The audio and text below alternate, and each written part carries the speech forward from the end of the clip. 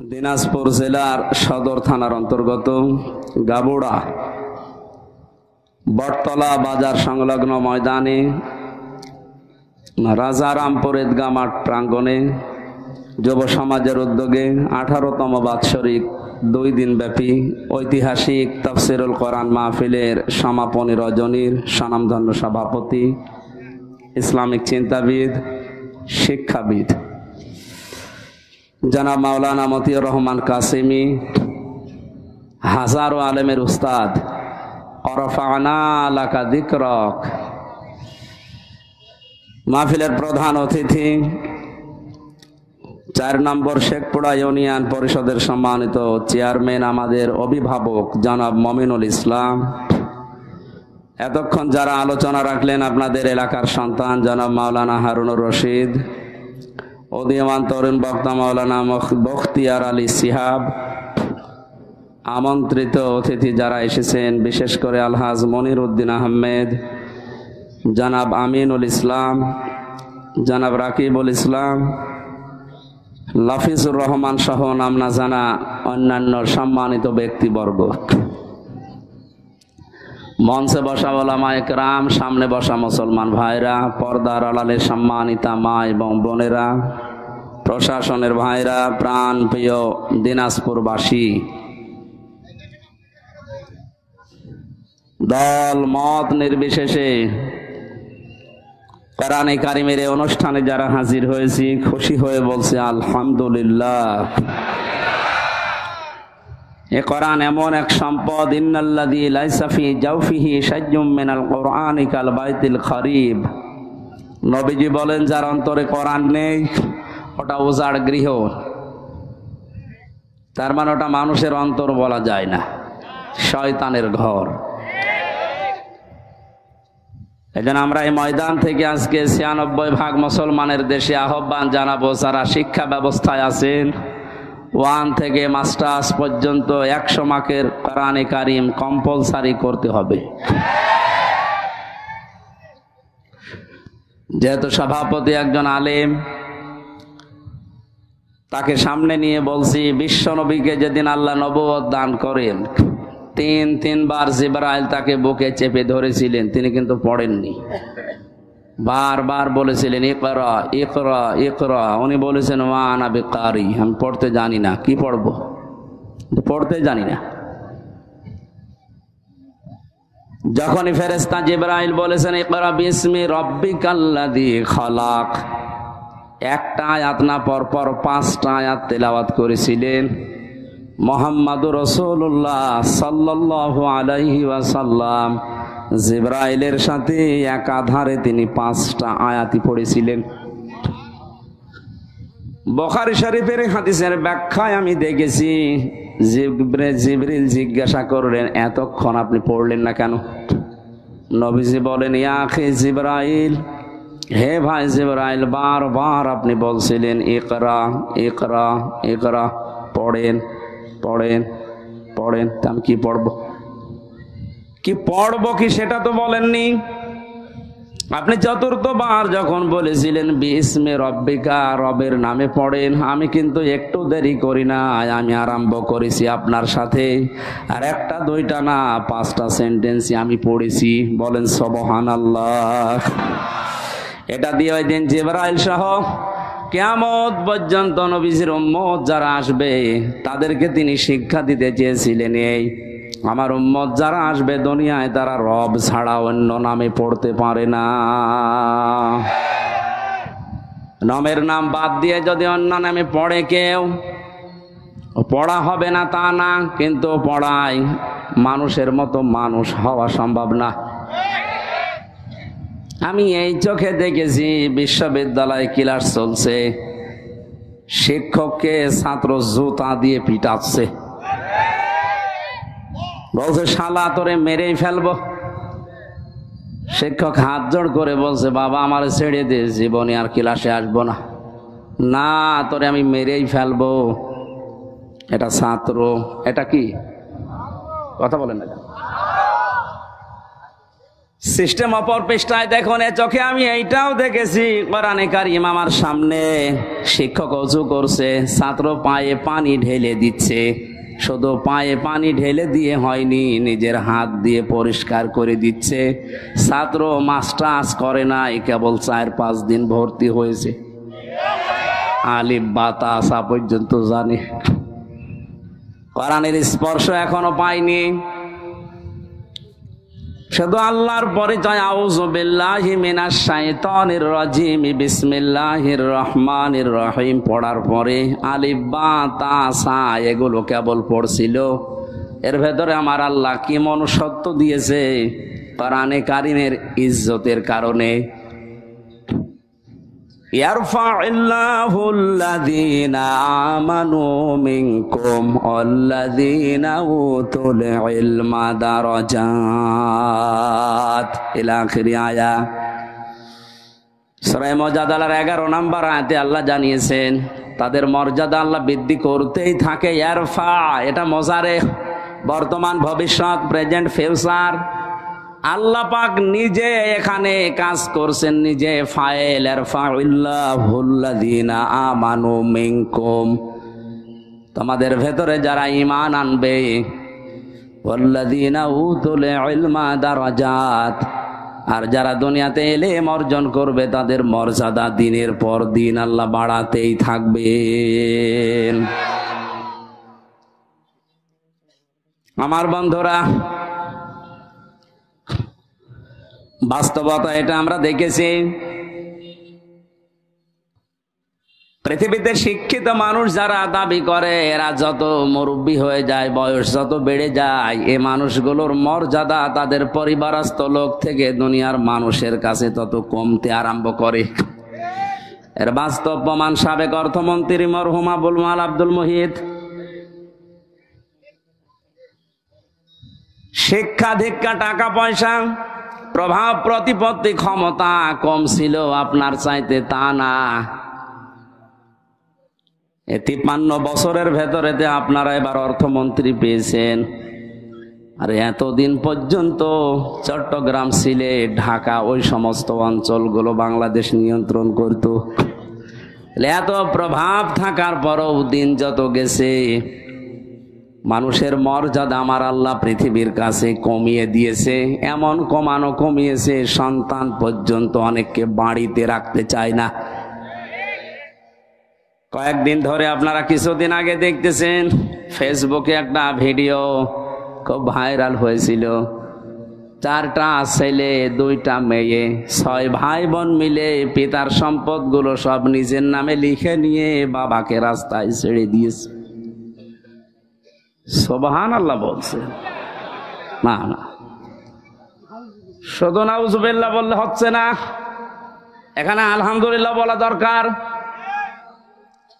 এ লোকটাকে 95 বছর বয়সে 6 ভাই বোন মিলে রাস্তায় এমনিতে ছেড়ে দেয়নি, কারণ বেটা সারা জীবনই এই 6টা ছেলে মেয়েকে অনার্স মাস্টার্স করিয়েছে, কিন্তু আল্লাহর পরে যে তার স্থান সেইটা জানায়নি।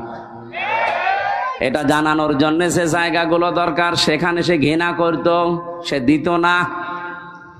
এই জন্য তার কপালে কি জুটেছে দেখেন।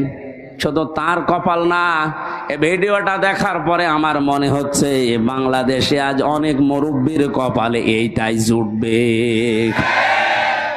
কারণ বৃদ্ধাশ্রমগুলো খোঁজ নিয়ে দেখেন, কোন আলেমের মা বাবা আছে কিনা। কোরআন যারা জানে, বসে পড়ে, তাদের মা বাবা ওখানে আমি পাইনি। আমি যতগুলো বৃদ্ধাশ্রমে ঘুরে ঘুরে দেখেছি, আমার এই ছোট জীবনে প্রায় 25টার উপরে বৃদ্ধাশ্রম দেখলাম। সেই রাঙ্গামাটির লংগদ থানা থেকে শুরু করে বাংলার বিভিন্ন প্রান্তে কোন জায়গায় কোন আলেমের মা বাবা বৃদ্ধাশ্রমে পড়ে কাঁদতেছে আমি পাইনি। কারণ আলেমরা জানে আমার আল্লাহর পরে এই মুরব্বীর স্থান আমার কাছে।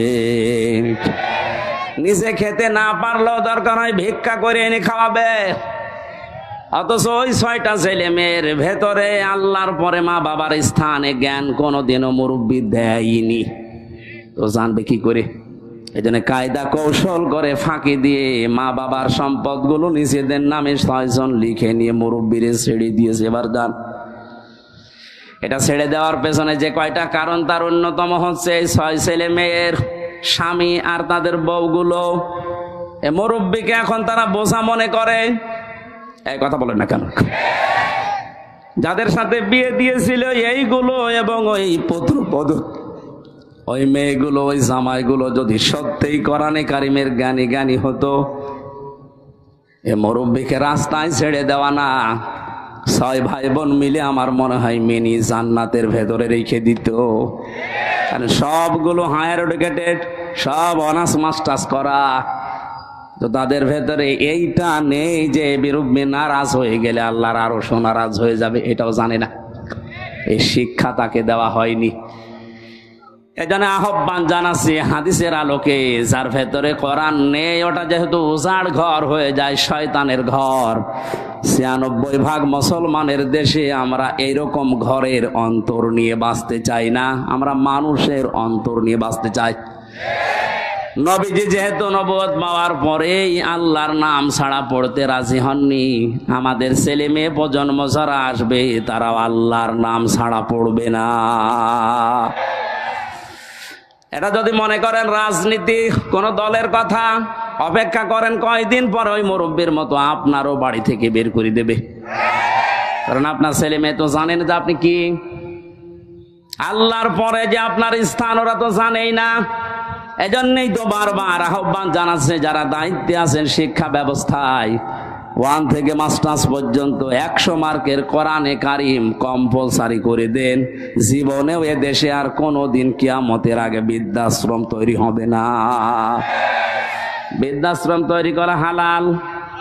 হারাম? কি বলেন? প্রকাশ্য হারাম কাজ এটা। কোরআনে যত ব্যাখ্যামূলক শব্দ আমি পেয়েছি, সবচাইতে বেশি শব্দ পেয়েছি মার বাবার নামে। কোন জায়গায় 3টা, 5টা, 7টা, 9টা, 11টা, 13টা, 17টা, 22টা। এত ব্যাখ্যা দুনিয়ায় কারো নামে আমি কোরআনে পাইনি।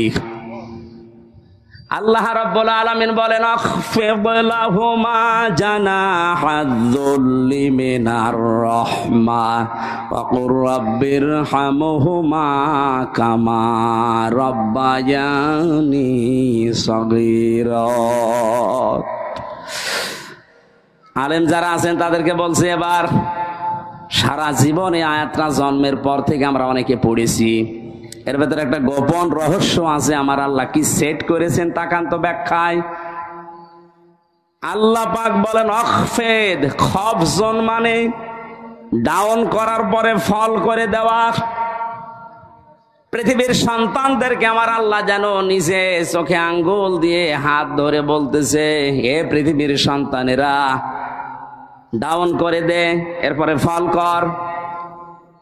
কে ডাউন করার পরে ফল করবে? জানাহায-যুল্লি, জানাহুন মানে ডানা, জানাহুন মানে বলেন না কেন? আমার প্রশ্ন, পৃথিবীর কোন মানুষের ডানা আছে? আছে? নেই। ডানা তো পাখির হয়, ডানা তো এরোপ্লেনের হয়, ডানা তো হেলিকপ্টারের হয়, মানুষের তো কোনো ডানা হয় না। তাহলে আয়াতটা মিথ্যা। বসো বসো বসো, পড়ে যাবে। আল্লাহ এমন উদাহরণ সেট করলেন কেন যেটা বাস্তবের সাথে মিলছে না? তাহলে কোরআনে ভুল পাওয়া গেল না, মানে আপনার মিলিয়ে দেওয়া লাগবে। আসেন, আল্লাহ পাক পাখির ডানা হাওলাত করে নিয়ে এসে আমারে লাগিয়ে দিয়েছে হামসা। এই যে লাগিয়ে দিলাম, জানাহায-যুল্লি মিনার রাহমা, তোর ডানার যত রহমতের বিষয়গুলো আছে সব মা বাবার জন্য ডাউন করবি, এরপরে ফল করে দিবি। আর এরোপ্লেন থেকে, হেলিকপ্টার থেকে ডানা নিয়ে এসে লাগালেন না কেন? পাখির ডানা দিলেন, কারণ হেলিকপ্টারের ডানা ডাউন করার পরে ফল করলে আর উড়বে না। 2 নাম্বার, এ ডানার ভেতরে এমন শক্ত কিছু ধাতু দেওয়া আছে যেটা কোমল হওয়া, নরম হওয়া, সফট হওয়া কখনো সম্ভব না। কিন্তু পাখির ডানা আল্লাহ হাওলাত করেছিলেন এই কারণে, কারণ এর ভেতরে এমন কিছু পর আছে, পালক আছে যেটা সফট, নমর, কমল। এমন একটা অবস্থা তৈরি হয় একটার সাথে আর একটা লাগলে, চিল যদি ছৌ মারে, বাচ্চাগুলো তখন মায়ের ওই ডানার নিচে যাবার পরে একটা কিচির মিচির শব্দ করে। বাংলাতে ওই শব্দকে বলা হয় অনির্বচন সুখ। কি বললাম? একটা অনির্বচন সুখ বাচ্চারা অনুভব করেন। আল্লাহ পাক ঠিক যেন পাখির এই বাচ্চাদের মতো আপনার মার বাবা যতদিন আপনি বেঁচে আছেন, আপনাকে বোঝাতে চেয়েছে, হামজা তোর মা বাবা যতদিন দুনিয়ায় আছে তারা যেন এই পাখির বাচ্চার মতো একটা সুখ তোর আন্ডারে থেকে পায়। তারা যেন মনে করে আবার হামজা বেঁচে থাকতে অন্তত আমাদের আর কোনো ঝামেলা নেই, আর কোনো চিন্তা নেই আমাদের। দিনাজপুরবাসী মন থেকে বলেন তো, আমাদের মা বাবা যারা দুনিয়ায় আছে এরা কি এই মনে করতে পারছে? 24 ঘন্টায় অনেকের মুরব্বীরা চিন্তায় থাকে, না জানি কখন ভাত বন্ধ করে দেয়। হ্যাঁ, এইসব রংপুরের এলাকার মানুষ সহজ সরল, তো এই জন্য কিছু টের পাচ্ছেন না। এই সহজ সরল মানুষগুলো মা বাবাকে খুব ভালোভাবে আদর যত্ন করে, এই জন্য আপনারা বুঝলেন না। এটা যদি আমি কক্সবাজারে বলতাম ওরা টের পেত। এত সম্মান, এত মর্যাদা, এত কিছু আল্লাহ দুনিয়াতে দিয়েছেন এই দুইজনের ব্যাপারে। নিজের ইবাদতের পরে নবীর নাম দেননি, আল্লাহ বলেছেন মার বাবার নাম। وَقَضَى رَبُّكَ أَلَّا تَعْبُدُوا إِلَّا إِيَّاهُ وَبِالْوَالِدَيْنِ إِحْسَانًا। আল্লাহ পাক বলেন আমি ফায়সালা করে দিয়েছি, সিদ্ধান্ত নিয়ে ফেলেছি, রায় দিয়েছি। আমি আল্লাহর রায়কে, আমি আল্লাহ ছাড়া কারো ইবাদত করা যাবে না। পৃথিবীতে যাদের মা বাবা আছে তারা যেন তাদের সেবা করে, তাদের পেছনে খরচ করে, তাদের প্রতি ইহসান করে। এটা আমি বানালাম। বলেন আপনি ইহসান করবেন কি করে? তার একটা একটা করে আল্লাহ এখানে 5টা ব্যাখ্যা দিয়েছেন। আপনি কোরআন খোলেন তো পুরাটা, পৃথিবীর কোন মানুষের ব্যাপারে এত ব্যাখ্যামূলক শব্দ আপনি পান কিনা? পাবেন না আপনি। অথচ দুইজনের নাম এত বেশি আল্লাহ ব্যাখ্যা দিয়েছেন, সেই দুইজনের পরিচয় ওই 6 ছেলে মেয়ে জানে না। এই জন্য 95 বছর বয়সেও মুরব্বীকে বাড়ি থেকে রাস্তায় বের করে দিয়েছে, যান আপনার আর দরকার নেই। ও কয়দিন পরেই পড়ে মরবে, ডেনে পড়ে থাকবে, কুকুরে শ্রীগালে ছিঁড়ে ছিঁড়ে খাবে। এক কথা বলেন না কেন? অথচ 6টা ছেলে মেয়ে তাকান, সব বিশ্ববিদ্যালয় থেকে মাস্টার্স করা। আমি বলছি না আপনার ছেলে মেয়েকে মাস্টার্স করাবেন না, তা না, অবশ্যই করান, কিন্তু তাকে 3টা বছর কোরআনে কারিম দিন। মাহফিলের সভাপতি যেখানে আছে, এইরকম জায়গা যেখানে পান 3টা বছর তাকে পড়ান। আমি কোরআন গ্যারান্টি দিয়ে দিলাম, আল্লাহর কসম জীবনেও কোনোদিন আপনার সামনে নেশা করার সাহস পাবে না। 2 নম্বরে কোনোদিন আপনার মর্যাদা হানি করতে দেবে না। রাঙ্গামাটির লংগদু থেকে আসার সময় দেখি এক মুরব্বী কাঁদতেছে, বৃদ্ধাশ্রমে মুরব্বী মানুষ, প্রায় 80 বছরের উপরে বয়স। আমারে নিয়ে গেল কমিটি, বলছে হুজুর দেখেন, যে দেখি সন্তানটা পাশে বসে আছে, উনি কলেজের অধ্যাপক, চট্টগ্রাম বিশ্ববিদ্যালয় থেকে অনার্স মাস্টার্স করে এসে কোন কলেজে যেন অধ্যাপনা করছে। আজ 1 মাসের বেশি হয়ে গেল এই মাকে রেখে গেছে বৃদ্ধাশ্রমে। 1 মাস মরে পরে যেহেতু টাকা দেওয়া লাগে, আজকে এসেছে টাকা দেওয়ার জন্যে। মা ছেলেকে ডাক দিয়ে বলছে, বাবা আমি যখন মারা যাব তখন আমার মাথার ওপরে এই ফ্যানটা, এটা পাল্টিয়ে নতুন ফ্যান লাগিয়ে দিবি। ছেলে বলছে, মা তুমি তো মরেই যাবে, তখন আবার ফ্যান কি হবে? মা বলছে লাগবে, কারণ 1টা মাস এখানে আমি আছি, ফ্যানটা ঘরে না। কর্তৃপক্ষকে বারবার আমি বলেছিলাম, কিন্তু ওরা কথা আমার শোনে না, কারণ তুই তো টাকা দিয়ে যাস নাই। 1 মাস পরে আজকে ওরা খবর দিয়ে তোকে নিয়ে এসেছে। বাস্তবতা আমি যেটা দেখলাম, আমার তো মনে হচ্ছে আমি মারা যাওয়ার পরে তোর যখন এই বয়স হবে, তোর ছেলে মেয়ে মিলে তোরে ওখানে দিয়ে যাবে।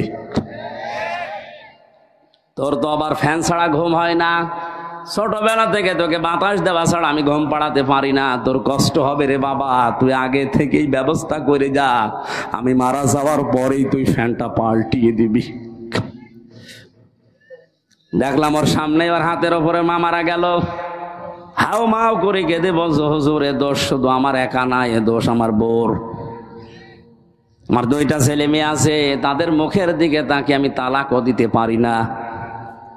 শেষ পর্যন্ত বউ আমারে বারবার এ তাড়না দিয়েছে, এ বুড়ি বাড়ি থাকলে তোমার ভাত আমি খাবো না। আমি তো সংসারটা ভাঙতে পারলাম না। মাকে এই বৃদ্ধাশ্রমে শেষ পর্যন্ত রেখে গিয়েছিলাম। বাবা আমার 10-12 বছর আগেই মারা গেছে। বহু কষ্ট স্বীকার করেছিল মা আমার জন্যে, প্রতিদান আমি দিতে পারলাম না। আজকে আমার হাতের উপরেই মারা গেল। দিনাজপুরবাসী, বান্দরবন, রাঙ্গামাটি, লংগদ শুধু ওই মুরব্বি না, আমার মনে হয় অনেক মানুষ এখন দিনাজপুর ওই রকম অবস্থায় আছে।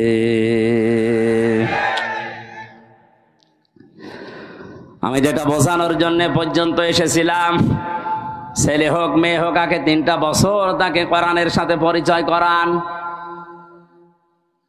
ওর অন্তরটা মানুষের অন্তর হবে, উজাড় গৃহ শয়তানের ঘর হবে না।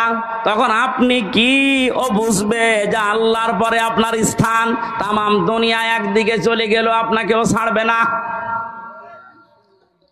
এই জন্য দায়িত্বে যারা আছেন আমি আবার আহ্বান জানাচ্ছি, শুধু আমরা একা মরবো না, একা ঝামেলায় পড়বো না, আপনিও ঝামেলায় পড়বেন। কোরআনে কারিমকে এখন কম্পালসারি করেন, আপনিও বাঁচবেন, আমরাও বাঁচতে পারবো। কথা বলেন ঠিক কিনা? যে কোরআন না থাকলে মানুষের হৃদয় আর হৃদয় থাকে না, শয়তানের ঘর হয়ে যায়, উজাড় গৃহ হয়ে যায়।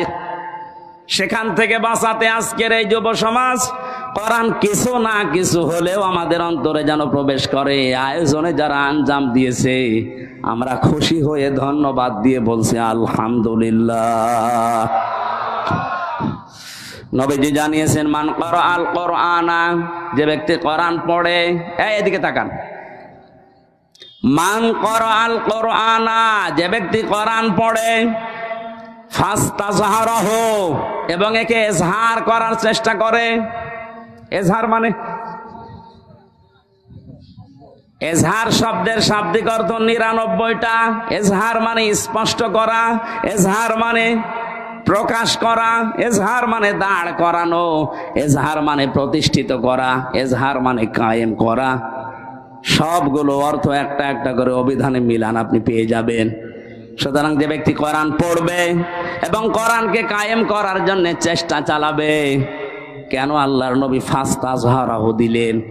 নবীজি তো আমাদের মতো বাচাল ছিলেন, আন্দাজেই বকতেন নাকি? ওনার প্রতিটি কথার ভেতরে কোনো না কিছু লুকিয়ে আছে। এর পরের শব্দের দিকে তাকান, ফাহাল্লা হালালাহু ওয়া হারামা হারামাহু। এই যে ফা দিয়েছেন মাঝখানে, আগের 2টা শব্দ বলার পরে ফা দিয়ে বাক্য আরম্ভ করলেন কেন? হালাল হারামের কথা এখানে বলার কথা ছিল না। কোরআনকে ইজহার করার পরেই তিনি ফাহাল্লা হালালাহু ওয়া হারামা হারামাহু দিয়েছেন এই কারণে। কারণ কোরআন যদি প্রতিষ্ঠিত না থাকে, কোরআন যদি কায়েম না থাকে ব্যক্তি, পরিবার, সমাজ, রাষ্ট্রে, তাহলে ওই দেশে বসবাস করে এমন হালাল জিনিস আছে, হালাল জানার পরও মানা যায় না। এটা তো বাংলাদেশে নেই। আমার কথা কি বুঝতেছেন? কোরআন যদি ইজহার না থাকে, কায়েম না থাকে, হারামকে হারাম জানার পরও ছেড়ে দেওয়া যায় না, এমন জায়গা এদেশে আছে। এবার শব্দের দিকে খেয়াল করেন, মান ক্বারাআল কুরআনা, শব্দটা ক্বারা দিয়েছেন। কোরআন শরীফ পড়ে আমি পেয়েছি কোরআন পড়ার ব্যাপারে যত শব্দ, 3টা শব্দ সবচাইতে বেশি। ক্বারা, রাতালা, তালাওয়া, কয়টা? অভিধান দেখেন, এই 3টা শব্দের শাব্দিক অর্থের ভেতরে 4টা শর্ত আছে। যে ব্যক্তি কোরআন পড়তে চায় তাকে শুদ্ধ করে পড়া লাগবে। যে ব্যক্তি কোরআন পড়তে চায়, কোরআনকে তাকে বুঝতে হবে। আমি নাম নিলাম না, একজন মনে করেন এখানে আছে, তার বাবা মারা গেছে, সভাপতি সহ আমার মতো আরো 5 জনকে নিয়ে বলছে হুজুর কোরআন খতম করে দেন। পড়া কোরআন খতম করে ফেললাম, উনি আমাদেরকে খাবার দাবার হাদিয়া তোফা সম্মান দিয়ে বিদায় করবে না করবে না? বলেন না কেন? পড়া কোরআন শরীফ শেষ করে হাদিয়া তোফা দিয়েছে, খাবার দাবার দিয়ে সম্মান দিয়ে বিদায় দেবে। হঠাৎ করে যদি মহতামিম সাহেব বলে, হুজুর ওই ভাইকে ডাকেন তো, আপনাকে বাড়িওয়ালা ডাক দিয়ে যদি বলি যে পড়া কোরআন শরীফ আমরা খতম করে ফেললাম, কিছু বুঝেছেন? উনি বলতে পারবে? যেহেতু আরবি ভাষায় পড়েছি, মাতৃভাষা আমাদের আরবি না, আপনি বোঝেননি। এবার একটা মাত্র আয়াত আপনাকে আমরা আরবিতে পড়ার পরে একটু বাংলায় শোনাবো, তারপরে আপনি হাদিয়া দেবেন, খাবার দেবেন, বিদায় করবেন। যা করেন আরো বেশি করে করেন। ওনার সামনে আরবি আয়াতটা তেলাওয়াত করেছে সুর দিয়ে, ফাহাল্লা হালালাহু ওয়া হাররামা হারামা ওয়া হাল্লাল্লাহুল বাই'a ওয়া হাররামার রিবা। এখনো পর্যন্ত উনি বুঝেছে? বলেন। বাংলায় যদি এবার বলি, এটাই আল্লাহ জানাতে চেয়েছেন, ব্যবসা তোমাদের জন্য হালাল আর সুদ হারাম। আপনি তো এতক্ষণ পর্যন্ত বাবা মরে গেছে এই জন্য আমাদেরকে পড়া কোরআন খতম করালেন, কিন্তু আপনি তো সুদ খান। এবার যা টাকা দিয়েছিল, খাবার দিয়েছিল, সব পিটিয়ে বের করবে। কথা বলছেন এখানে। আর সম্মান এতক্ষণ যা দিয়েছিল বলবে কি আপনি আমার গোপন জায়গায় হাত দিলেন, টাকা আপনাকে দিচ্ছি, দাঁড়ান। যেহেতু আমাদের মাতৃভাষা আরবি না, এই জন্য আমরা হয়তো বুঝি নাই। গালি দিলে অনেকে মনে করে শুধু দোয়া করছে, কিন্তু এই শব্দটাই আবু জেহেল আবু লাহাবের সামনে যখন নবীজি পড়তেন, ওরা সুদের মহাজন ছিল। কি ছিল? ওরা বুঝে ফেলেছে যে মোহাম্মদ কি বলতে চায়। তখন আর বাংলা, ইংরেজি, আরবি, ফার্সি, উর্দুতে ব্যাখ্যা করা লাগতো না। আরবি বললেই ওরা বুঝতো, কারণ ওদের মাতৃভাষায় আরবি।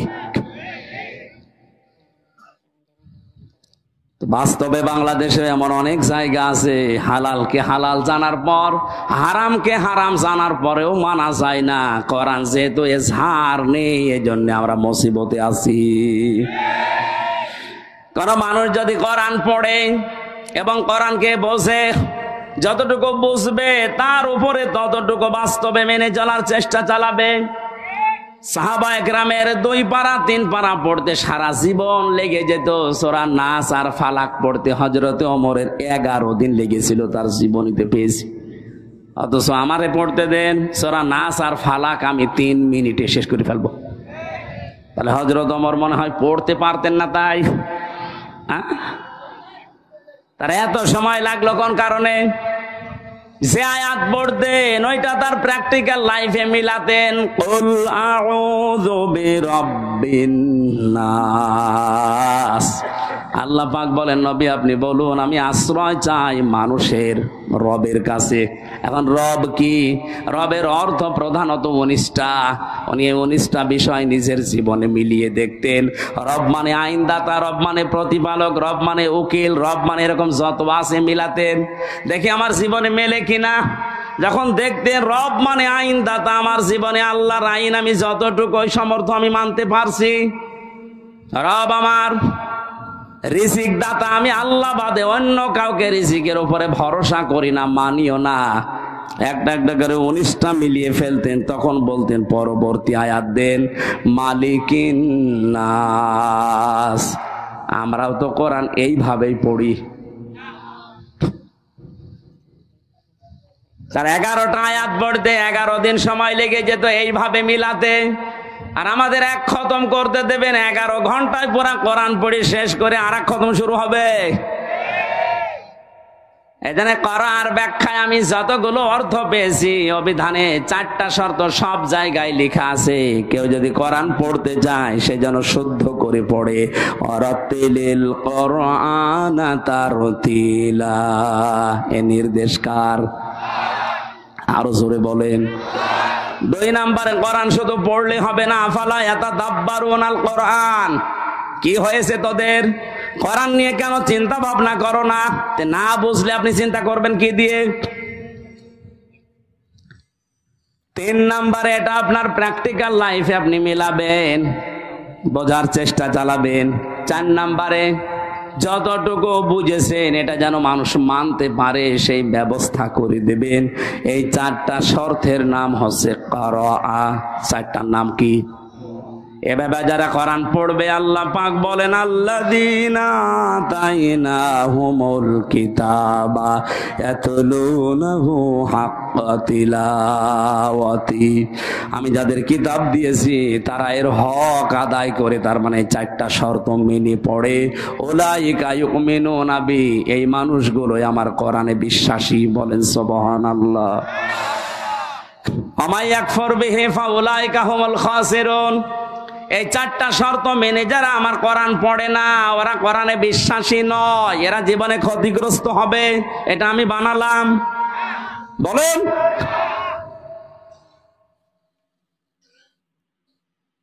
কুষ্টিয়া বিশ্ববিদ্যালয়ে প্রথম যখন ফার্স্ট ইয়ারে 10 সালে ভর্তি হয়, ওই সময় কুষ্টিয়ার মডেল থানার ওসি আসাদুজ্জামান আমাকে বলেছিল, হুজুর আমারে পড়ান। কি কোরআন তো আপনি ভালোই পড়তে পারছেন না? ওনার প্রথম বললাম সূরা ফাতিহা পড়ে শোনান তো, একেবারে গ্রামার যা আছে সব ওনার প্রায় আয়ত্ত আছে। সুন্দর করে তেলাওয়াত করে আমারে শুনিয়েছে। বললাম আপনারে পড়াবো কি? পড়াতে হচ্ছে। উনি আমারে বলছে না, আপনি যেভাবে আরবি পড়লে অর্থ বোঝেন, আমারে ওই কায়দা করে দিন। ওই কায়দা করতে কি 2 দিনে হবে? যতদিন লাগে আমি ওইটা পড়তে চাই। আমি যেমন ইংরেজি পড়লেই বুঝি যে কি বললাম, আরবি পড়লেই যেন আমি বুঝতে পারি যে আমি কি বললাম, ওটা যেন আর অর্থ করা না লাগে। 1 বছর উনি ওখানে ছিল, পুরাটা বছর ওনার পেছনে শ্রম দিয়ে অন্তত কিছু না হলেও কিছু আমি উপরে তুলেছিলাম। একদিন এক লোক টাকা নিয়ে এসেছে ওনার কাছে, ওই সময় পড়াচ্ছিলাম। বলছে স্যার আমার এটা নেন আর ওই মালটা ছেড়িয়ে দেন। আমার বলছে হুজুর কি করব? কি করবেন মানে? আপনারা কোন আয়াত পড়ালাম? ওই দিন আবার ছিল ঘুষের আয়াত, লা তাকুলু আমওয়ালাকুম বাইনাকুম বিল বাতিল, আয়াত পড়াচ্ছিলাম। আপনারা কেবল পড়ালাম কি? বলছে হ্যাঁ আমি বুঝে ফেলেছি। ওই সময় দেখলাম নিল না, লোকটারে গরম দিলে, বেটা আমি কোরআন পড়ে আর তুমি ঘুষ দিচ্ছ। তাড়িয়ে দিয়েছিল ওই সময়, পরে নিয়েছে কিনা আমি জানি না। তো ওই রকম যদি হাদিয়া মাসে 10টা পায়, ওর বেতন নেওয়া লাগে। এখন রিটায়ার্ড করেছে স্যার, দোয়া করি স্যারের জন্য, স্যার যেন যেভাবে ছিল ওই সময় ওটা যেন মরণ পর্যন্ত টিকে থাকতে পারে। বলে না আমিন।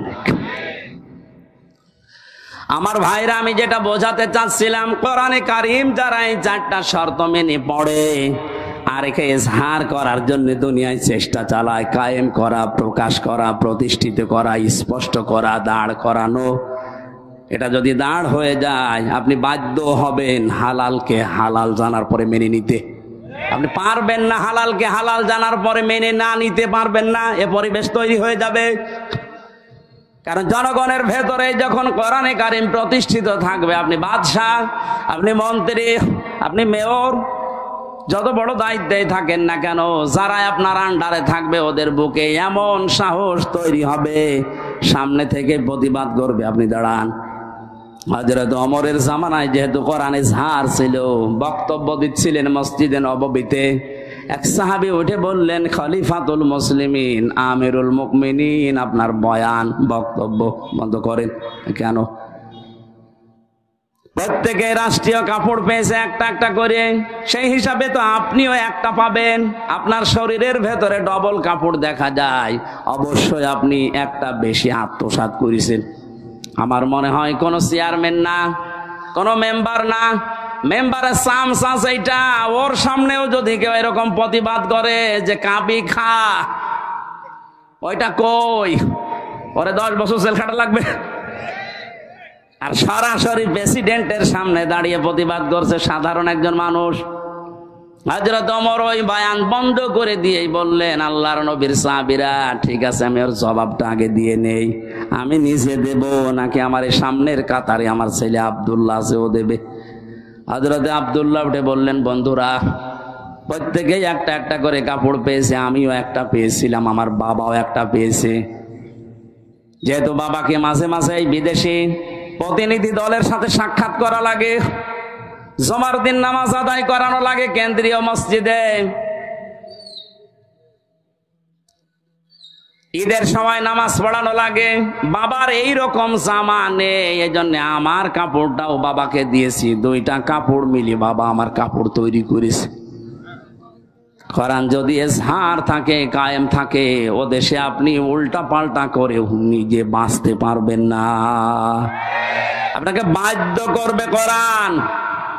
এই ফাস্তা সাহারাহুর ব্যাখ্যায় আমি টিকার ভেতরে পেয়েছি, খলিফাতুল মুসলিমিন হযরত ওমর রাষ্ট্রের দায়িত্ব পালন করে এশার নামাজের পরে বাড়িতে আসলেন,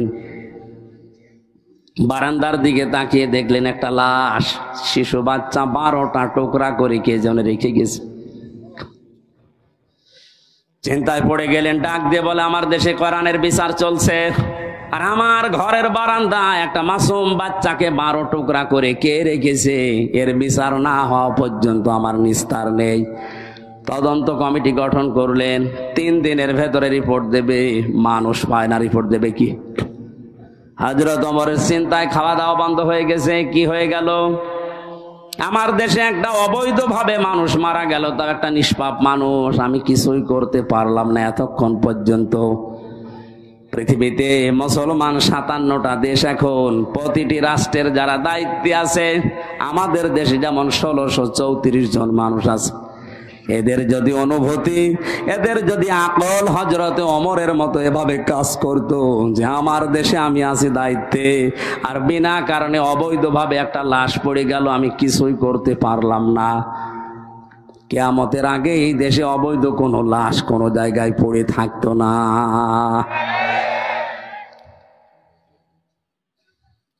ওনার মাথা নষ্ট হয়ে গেছে। কি হয়ে গেল? কিছু পর্যন্ত এখনো আমার কাছে রিপোর্টই আসে না।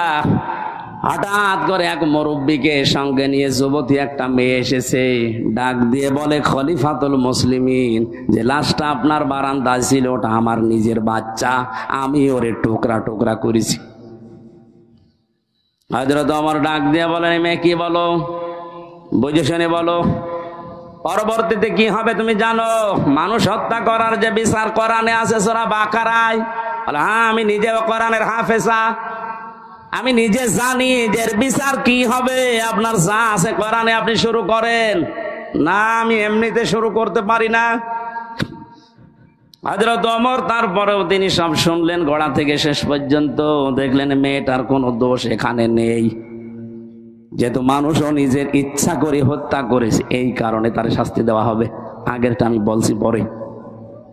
রায় ঘোষণা হয়ে গেছে সূরা বাকারার 177-78 নাম্বার আয়াত অনুযায়ী, কুতিবা আলাইকুমুল কিসাসু ফিল কাতলা, এই আয়াত অনুযায়ী তিনি রায় দিলেন। হঠাৎ করে 3 জন যুবক এসে বলে, খলিফা বিচারের রায়টা একটু থামান, ও দোষ ওই মেয়েটার না, ও দোষ আমাদের। বাবাকে নিয়ে জঙ্গলের পাশে বসবাস করতে মেয়েটা, আমরা 3 জন শিকারে গিয়ে যৌবনের তাড়নায় পড়ে মেয়েটাকে দেখে বাবাকে বেঁধে রেখে ওর সাথে আমরা অন্যায় আচরণ করি, শেষ পর্যন্ত আমাদের কারণে মেয়েটা গর্ভবতী হয়েছে। যদি বিচার করা লাগে তাহলে আমাদের করেন। হযরত ওমর 4 জনকে সামনে নিয়ে ধমক দিলেন, কি 3 দিন কোথায় ছিলে? আমার এত বড় টেনশনের ভেতরে রাখলে কারণ কি? আমি চিন্তায় আমার খাওয়া দাওয়া ঘুম বন্ধ হয়ে গেছে। 3 দিন ভেতরে আসলে না, এখন হঠাৎ করে সব একটা একটা করে বের হচ্ছে। যুবকেরা বলছে, খলিফাতুল মুসলিমিন, আমরা যে সময় অন্যায় করেছিলাম ওই সময় আসতে চেয়েছিলাম, মনে মনে ভাবছিলাম যদি ধরা না পড়ি তাহলে তার অসুবিধা নেই, কিন্তু কোরআনে কারীম আমাদেরকে বাঁচতে দিল না। যেখানে যায় আমাদের কোরআন শান্তিতে থাকতে দেয় না, বারবার পেছনে যেন তাড়া করে বেড়ায় আমাদের বিবেকের ওপরে। যেটা করেছো যদি এই গুনার বিচার দুনিয়ায় না হয়, কিয়ামতে আল্লাহ এই পাপের বিচার ডবল করে করবে। দিনাজপুরবাসী একটা করে মনে রাখবেন, ইসলামের 500 শরীয়তের যে বিধান আছে, এটা যদি কারো দ্বারা লঙ্ঘন হয়ে যায়, যদি ওই বিচার দুনিয়াতে কোরআন অনুযায়ী আপনি না পান, না করতে পারেন, কিয়ামতের দিন কিন্তু ওই বিচার আল্লাহ ডবল করে করবে। কথা বুঝতেছেন? আমরা আর পারলাম না, কোরআন আমাকে তাড়া দিয়ে এই জায়গায় এনেছে, আপনি বিচার আমাদের করেন, মেয়েটিকে ছেড়ে দেন। হযরত ওমর বললেন, না, মেয়েটাকে আমি ছেড়ে দিতে পারতাম, কিন্তু যা বলেছে শেষে এসে সজ্ঞানে স্বেচ্ছায় নিজের বাচ্চাকে নিজে টুকরা টুকরা করিস। এই কারণে মেয়েটা এবার বলে, খলিফা আপনি তো এতক্ষণ শুনেছেন আমাদের দোষ না, আমার কোনো দোষ আসলে ছিল না, আমি তো নিরীহভাবে বসবাস করছিলাম। যুবকরা যৌবনের তাড়নায় শয়তানের ধোকায় পড়ে আমার ইজ্জত সম্ভ্রম নষ্ট করেছে। গর্ভবতী হওয়ার পরে বাচ্চাটা দুনিয়ায় এসেছে, মনে করলাম মাসুম বাচ্চা, এর তো দোষ নেই, কিন্তু এর জন্ম তো ঠিক নেই। আমি কোরআনে কারিমের হাফেজা, আমার পড়া কোরআন আয়াত আছে, কোরআন আমাকে বারবার ডাক দিয়ে বলে অতুল্লিম বাদা যালিকা সানিম। আল্লাহ পাক জানিয়েছেন এই পৃথিবীতে কোরআনের ডাইরেক্ট ইনডাইরেক্ট যারা বিরুদ্ধে আছে তাদের 9টা গুণ আয়াতের পরবর্তীতে আছে। তাদের চরিত্রের ভেতরে 9টা গুণ পাওয়া যায়। 1 নম্বরে আপনি যখন দেখবেন কোরআনের বিরুদ্ধে ডাইরেক্ট হোক ইনডাইরেক্ট হোক কেউ যদি অবস্থান নেয়, ওটা সানিম, বদমেজাজি, ওটা যার সন্তান। আমি তো দেখতে পেলাম এর বাবা ঠিক নেই, এর বাবা তো একজন না কয়জন, 3 জন বাবা মিলে ওরে জন্ম দিয়েছে, ওটা যার সন্তান। আমার পেটে এসেছে তাতে কি, জন্ম হয়েছে, বড় হওয়ার পরে আমার পেটের সন্তান কোরআনের বিরুদ্ধে অবস্থান নেবে, আমি মা হয়ে দেখব, তখন তো আমি মুরব্বী হয়ে যাবে, ওরে কিছু বলতেও পারবো না। এই জন্য ছোটবেলায় ওরে বিদায় করে দিলাম যেন আমার পেট থেকে পড়ে কোরআনের বিরুদ্ধে না যায়। আপনি এই কারণে আমার বিচার করেন। আমি ঘটনা বলা উদ্দেশ্য না। ফাস্তা জাহারাহু পড়তে যে আমি পেয়েছিলাম, কোরআন যদি এজহার থাকে, কোরআন যদি কায়েম থাকে, আমরা গুনাহগার, গুনাহ আমরা করবই, কারণ এটা আমাদের অভ্যাস, আমাদের স্বভাব। কিন্তু কোরআন আপনাকে বেঈমান হয়ে মরতে দেবে না। গুনাহ করলেও দুনিয়া থেকে বিদায় নেওয়ার আগে এমন কায়দা, এমন কৌশলে, এমন জায়গায় ফেলবে আপনি যেন নিষ্পাপ হয়ে মারা যেতে পারেন, মরণের পরে এই পাপের শাস্তি যেন আর পাওয়া না লাগে। এজন্য কোরআনে কারিম যদি আমরা ইজহার করার চেষ্টা করি, হালালকে হালাল আমরা মানতে পারবো, হারামকে হারাম জানার পরে আমরা মানতে পারবো। আর যদি ইজহার না থাকে, আপনি যতই সফিগিরি করেন, এই যে টুপিটা মাথায় দিয়েছি মনে করছেন অনেক সুন্দর লাগছে দেখতে, এর ভেতরে সুদ আছে। প্রশ্ন আসতে পারে, আপনি 200 টাকা দিয়ে টুপিটা কিনে এনেছেন, আপনার তো সুদের টাকা না। হ্যাঁ ঠিক আছে, কিন্তু এই টুপিটা যে ফ্যাক্টরিতে তৈরি হয়েছে, ও ফ্যাক্টরির মালিক লোন নিয়েছে। এই কথা বলছেন এখন। যতদিন পর্যন্ত এদেশে যাকাত ভিত্তিক অর্থনীতি কায়েম না হবে, তার মানে কোরআন কায়েম না হবে, ততদিন আপনি ফেরেশতা জিবরাইলও যদি দিনাজপুরে বাস করে, ও ডাইরেক্ট ইনডাইরেক্ট সুদখোর।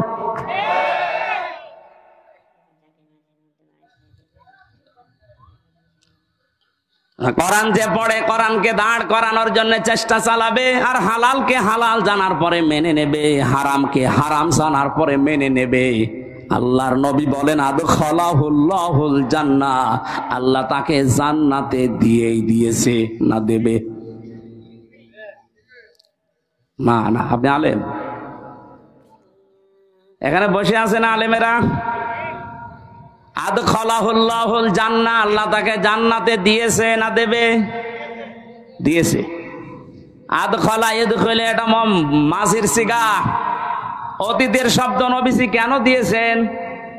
তার মানে সত্যি যদি কেউ কোরআন ওই 4টা শর্ত মেনে পড়তে পারে, আর কোরআনকে জাহার করার জন্য, দাঁড় করানো, প্রতিষ্ঠা করার জন্য সারা জীবন চেষ্টা চালায়, হালালকে হালাল জেনে হারামকে হারাম মনে করে যদি ছেড়ে দিতে পারে, ও যেন বিশ্বাস করে নেয় আল্লাহ তাকে জান্নাতে দিয়ে দিয়েছে। বাড়ি যাওয়ার পরে খেয়ে দিয়ে সুবহানাল্লাহ বলবেন। কি বললাম আপনি টের পাচ্ছেন?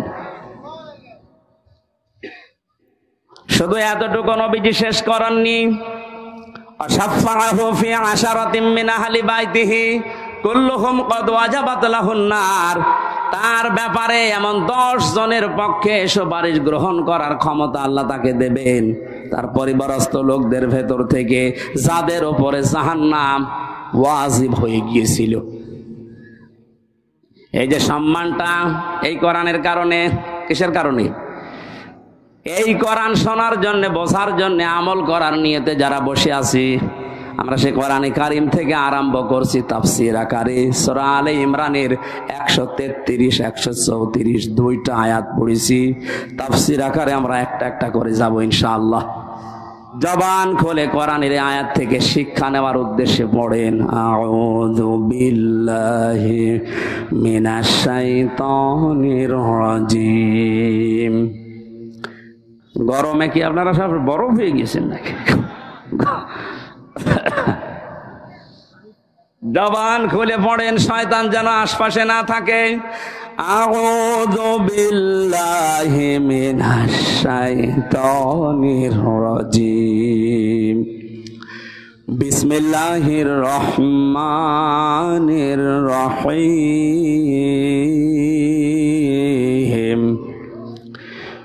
ওয়াসারিউ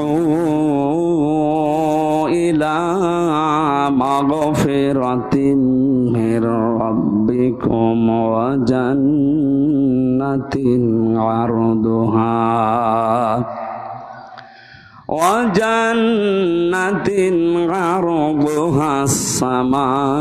as-samawatu wal ardu u'iddat lil muttaqin।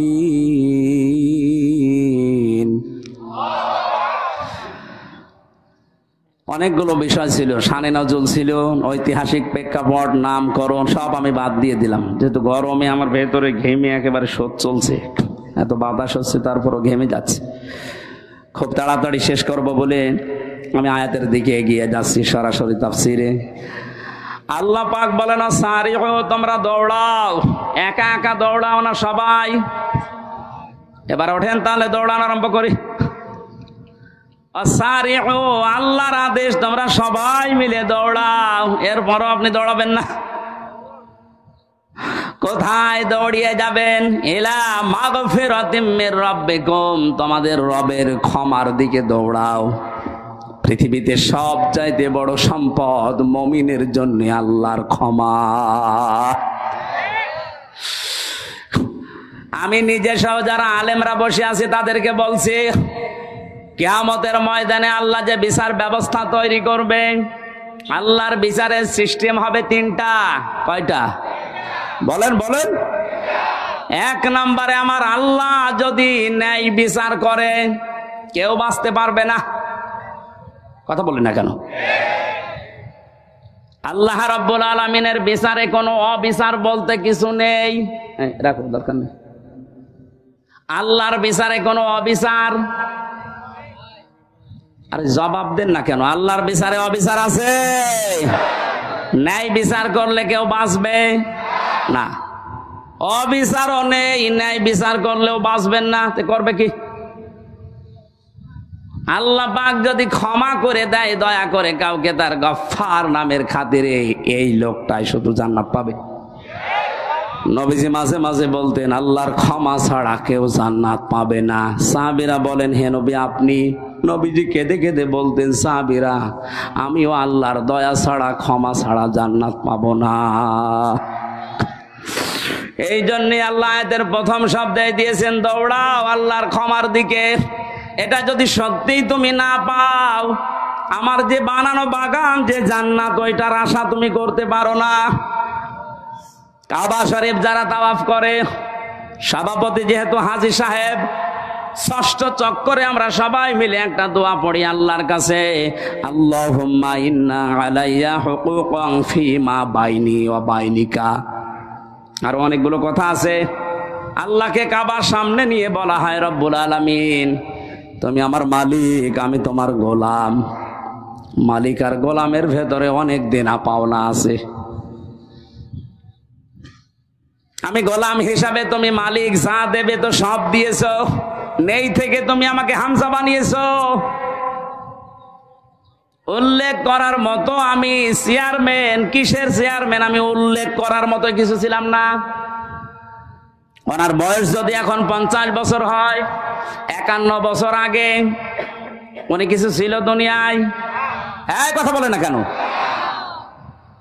হাল আতা আলাল ইনসানি হিনুম মিনাদ দাহারি লাম ইয়াকুন শাইআম মাযকুরা।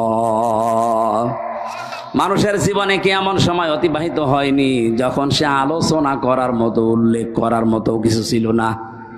মায়ের গর্ভের ভেতরে যখন বাবার এই নাপাক পানিটা দ্রুত গতিতে এসে পড়ে, বিজ্ঞান এখন কম্পিউটারে দেখতে পাচ্ছে এই পানিটা বাবার স্ফলিঙ্গ দিয়ে দ্রুত গতিতে বের হয়ে মায়ের রেহেম পর্যন্ত যাওয়ার যে রাস্তাটা, এখানে কমপক্ষে 40,000 মানুষ তৈরি হতে পারে। মায়ের জরায়ুর দেওয়ালের সাথে কেউ ধাক্কা লেগে বিভিন্ন কায়দায় পড়ে মরে মরে যায়, ওখানে যে পৌঁছায় শুধু হামজা একা। আমি পৌঁছানোর পরে 40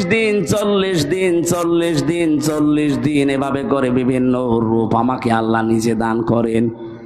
ওয়াজআলা লাকুমুস সামআ ওয়াল আবসারা ওয়াল আফইদা। সূরা নাহাল 14 নম্বর পারা 14 নম্বর পৃষ্ঠার 14 নম্বর লাইনের 78 নম্বর আয়াতের মাঝের অংশে আছে আল্লাহ বলেন শ্রবণ শক্তি, দর্শন শক্তি, বাক শক্তি, আকেল শক্তি আর ঘ্রাণ শক্তি, এই 5টা আমি আল্লাহ আমার রব নামের কারণে হামজাকে দিয়েছি।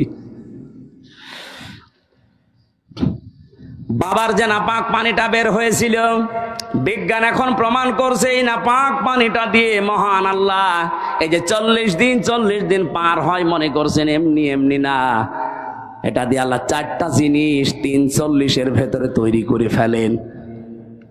চুল, রক্ত, হাড় আর পর্দা, রক্ত, গোশত, চর্বি আর চামড়া। মায়ের রেহেমে যে নাপাক পানিটা ছিল ওইটা দিয়ে 4টা, বাবারে নাপাক পানি দিয়ে 4টা, 8টা জিনিস এক হয়। আপনি 8 জিনিস দিয়ে জীবনও মানুষ বানাতে পারবেন না, কমপক্ষে মানুষ বানাতে হলে 13টা জিনিস লাগবে। কয়টা বলেন বলেন? এটা তাফসিরে, আধুনিক তাফসির যেগুলো আছে এগুলো কম্পিউটারের সাথে মিলিয়ে দেখবেন, পেয়ে যাবেন। আগেকার তাফসির মুহতামিম সাহেবরা যারা পড়েছে, আগের তাফসিরে আলাক মানে যোগ লেখা ছিল।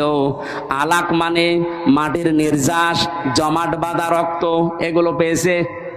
আধুনিক তাফসির যেগুলো বের হচ্ছে কম্পিউটারের সাথে মিলিয়ে দেখবেন, আলাক মানে শুধু জমাট বাঁধা রক্ত না, আলাক মানে ঝুলন্ত। আলাক মানে 40 দিন মায়ের রেহেমের ভেতরে হামজা ঝুলেছিল এভাবে, এটা আপনি এখন দেখতে পাবেন। আমি যেহেতু ওই আয়াত পড়ি না, এই জন্য ওই দিকে যাচ্ছি না। 40 দিনে 6 মাস যখন হয়ে যায় মায়ের পেটে, তখন আমার খাবারের প্রয়োজন দেখা দেয়। পৃথিবীর কোনো মানুষ আমাকে ওই জায়গায় খাবার দেয়নি। মহান আল্লাহ তার রব নামের খাতিরে না চাওয়ার আগেই খাবার পৌঁছিয়ে দিয়েছে। আল্লাহ রাব্বুল আলামিন বলেন 13টা জিনিসের ভেতরে যেহেতু 8টা পেয়েছি, এখনো 5টা লাগবে। আমি যে রব নাম নিয়েছি, এই জন্য রবের কারণে তোরে 5টা জিনিস ফিরিয়ে দিয়েছি। তার ভেতরে শ্রবণ শক্তি, দর্শন শক্তি, বাক শক্তি, আকেল শক্তি আর ঘ্রাণ শক্তি। একটাও যদি কম দিতাম দুনিয়ায় আসতে কিন্তু অপূর্ণাঙ্গ হয়ে আসতে পারতে না। হ্যাঁ, আমরা পৃথিবীতে এসে হয়তো এগুলো অনেকে নষ্ট করে ফেলি। এই যে আমার কানটা আজ 2 দিন আমি নষ্ট করে ফেলেছি। এই ভক্তবিন্দু যারা আছে এরা আদর করে আমার আইসক্রিম খাওয়িয়েছে। এই 2 দিনে এই সমস্ত দই খাওয়িয়েছে ফ্রিজের। আমি খেতে চাই না, মানে না হুজুর খান, অসুবিধা নেই। খেয়ে এখন দেখছি কানে আর কিছু শুনছি না। এই যে দুনিয়ায় এসে আমি নষ্ট করেছি এগুলো বিভিন্ন পরিবেশের কারণে, না আল্লাহ নষ্ট করে দিয়েছে? বলেন। এই যে তীব্র গরম চলছে, এটা আল্লাহর দোষ। যাহারাল ফাসাদু ফিল বাররি ওয়াল বাহরি বিমা কাসাবাত আইদিন নাস লিইউযিকাহুম বা'দাল্লাযী আমিলু লাআল্লাহুম ইয়ারজিউন। সূরা রোমের 41 নম্বর আয়াতে আল্লাহ জানিয়েছেন, জলে স্থলে যে বিপর্যয়গুলো দেখতে পাচ্ছ একটাও আমি আল্লাহ পাঠাই না, সব তোমাদের হাতের কামাই করা। বিজ্ঞানে এই বাংলাদেশ নিয়ে কয়েকদিন আগে 3 দিনের একটা গবেষণা আজকে দেখলাম। মনে করেন এই 10 কেজি পানি উপরে ওঠার কথা ছিল, এই 6 মাস তো গরম থাকে, 6 মাসে 10 কেজি মনে করেন পানি জলীয় ভাবে উঠবে উপরে, আর 10 কেজি আবার নামবে বৃষ্টির মাধ্যমে। এই গাছ উজাড় করার কারণে, পাথর পাহাড় কেটে ফেলার কারণে নদী বন 11,000-এর উপরে, 1100-র উপরে নদী এই দেশে আছে, সবগুলো প্রায় শুকিয়ে যাচ্ছে। এ কারণে পানিগুলো আর উঠতে পারে না আকাশে, ওখান থেকে আর নেমে যে ঠান্ডা হবে সে পরিবেশও হয় না। এই দোষ তো আল্লাহর। এমন উত্তম প্রতিবেশী আমরা পেয়েছি, পানি দেওয়ার সময় পানি দিতে চাই না, আর যখন লাগবে না এমন দেয়া দেয় আমরা ভেসে যাই। প্রতিবেশীর কাজ হলো এটা। অথচ প্রতিবেশীর যত হক, আমি আরো নিচে নামতে পারতাম, পারলাম না। হ্যাঁ, নামি আবার 3 বছর থাকি, খুব আরামে আছো।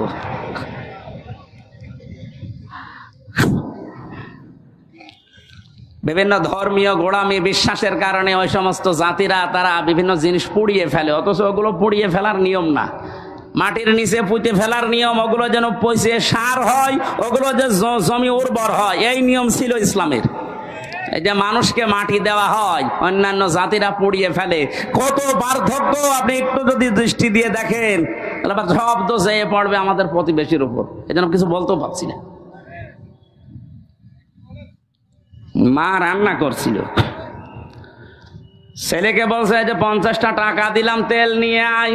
ও তরকারি আমার চুলার উপরে রান্না হচ্ছে না, ও তরকারি রান্না দেখতেছে, বাজারে যে রাস্তার মাঝখানে দেখে মার্বেল খেলা হচ্ছে।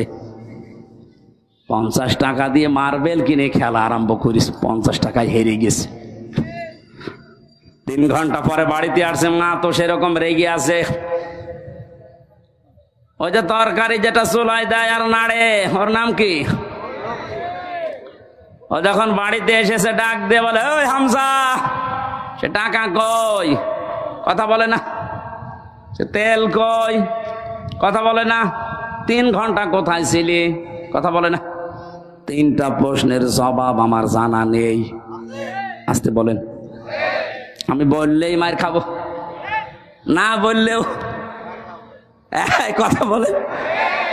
প্রশ্নের জবাবগুলো কি আমার জানা নেই? বলতে পারবো, বললেই মারবে। আবার যদি চুপ করে থাকে যে বলবো না, তাও মারবে। তারপরেও যদি একটু বুদ্ধিমান হয়ে থাকে, অন্তত 4-5টা মায়ের খাই, তারপরেও বলবো না। বললেই সমস্যা, এটা মায়ের উপর দিয়ে যাক। এই জন্যই তো 3 বছর মায়ের উপর দিয়ে গিয়েছে। আপনারা যারা মানুষ পুড়িয়ে ফেলেন, পরিবেশের যে কি ক্ষতি হয় আপনি জানেন।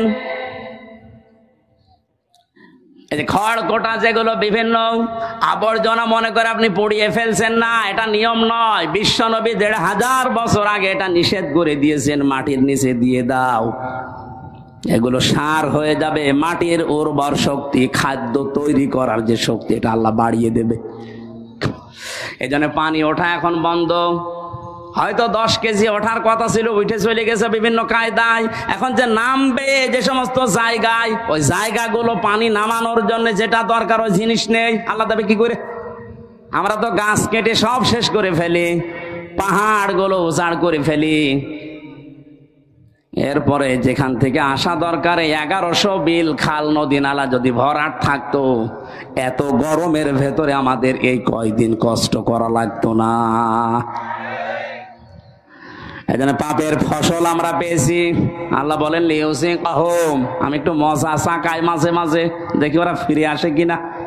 বাঙালি এমন জাত, ফিরে আসা দূরের কথা, আল্লাহর এই সমস্ত আযাব আসার পরে মন্তব্য দেয় টকশোতে বসে বসে যে এগুলো প্রাকৃতিক দুর্যোগ।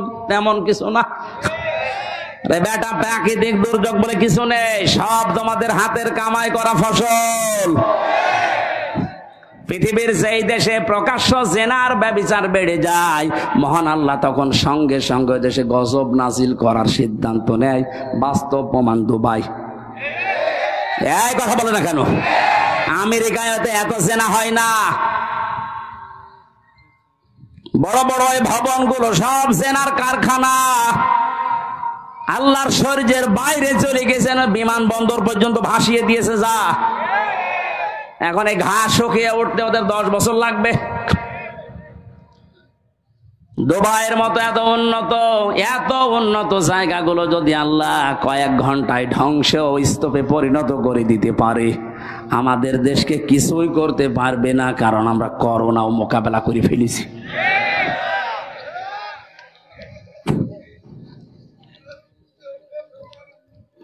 না ভাই, হচ্ছে না। আমরা যেন ফিরে আসি, আল্লাহ আযাব গজব গুলো মাঝে মাঝে পাঠায়, লিউযিকাহুম বা'দাল্লাযী আমিলু লাআল্লাহুম ইয়ারজিউন। আমরা তো ফিরে আসি না, আমাদের বৃদ্ধি আরো বাড়ে। জোরে বলেন নাউযুবিল্লাহ। আজ আমাদের এই পাপের ফসলের কারণে হাজারো সৃষ্টি কষ্ট পাচ্ছে। বলে একটু ভেবেছেন, এই পাঁচটা জিনিস আল্লাহ যেটা দান করেন নিজের পক্ষ থেকে, যদি একটাও কম দিত, আপনি মনে করেন শ্রবণ শক্তি পাননি, কালা হয়ে দুনিয়ায় আসতেন, কত রকমের সমস্যা হয়তো আপনি টের পাচ্ছেন না। যদি দর্শন শক্তি আল্লাহ না দিত, আমি নিজে বাস্তবে দেখেছি, কুমিল্লায় এক মাহফিলে খাবার খাচ্ছিলাম, হঠাৎ বিদ্যুৎ চলে গেল। পাশে এক অন্ধ বসে খাবার খাচ্ছিল, আমরা চিল্লা পাল্লা করছি, তাড়াতাড়ি কারেন্টের ব্যবস্থা করেন, আলো কই। হঠাৎ অন্ধ আমার হাত চেপে ধরে বলছে, হুজুর মাত্র 2 মিনিট কারেন্ট চলে গেছে, আপনি চিল্লাচ্ছেন। অথচ আজ 11 বছর কি 40 বছর হয়ে গেল আমার জীবনে কোনো কারেন্ট নেই।